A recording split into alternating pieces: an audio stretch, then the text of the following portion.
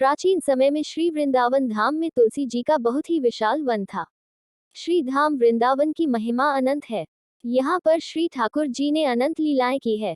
श्री वृंदावन धाम सारे धामों से बढ़कर के है।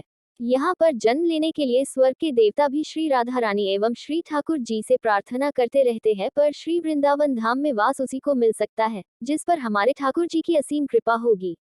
यहाँ पर माना जाता है कि माता लक्ष्मी जी ने श्री धाम वृंदावन में प्रवेश पाने के लिए बेलवन में तपस्या की थी। श्री वृंदावन धाम की महारानी श्री राधा रानी है। यहाँ पर श्री राधा रानी ने अपने प्रियतम श्री श्याम सुंदर के साथ अनंत लीलाएं की है। श्री धाम वृंदावन की महिमा को कोई अपने शब्दों में बयां नहीं कर सकता है।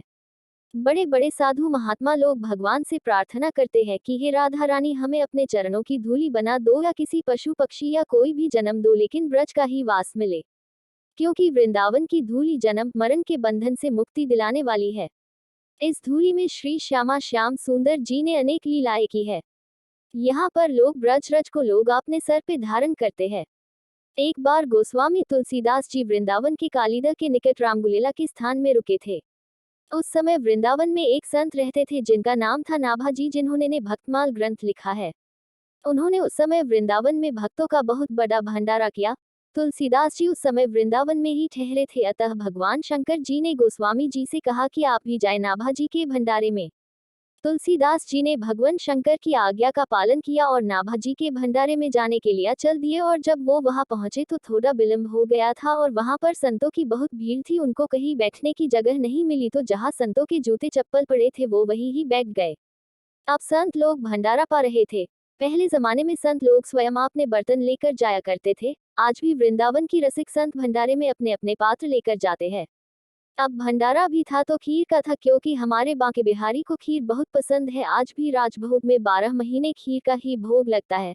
अब जो प्रसाद बांट रहा था वो गोस्वामी जी के पास आए और कहा, बाबा तेरो पात्र कहाँ है, तेरो बर्तन कहाँ है। अब तुलसीदास जी के पास कोई बर्तन तो था नहीं, तो उसने कहा कि बाबा जाओ कोई बर्तन लेकर आओ, मैं किसमें तो है खीर दूं। इतना कहकर वह चला गया। थोड़ी देर बाद फिर आया तो देखा बाबा जी वैसे ही बैठे हैं। फिर उसने कहा, बाबा मैंने तुमसे कहा था कि बर्तन ले आओ, मैं तो है किसमें खीर दूं।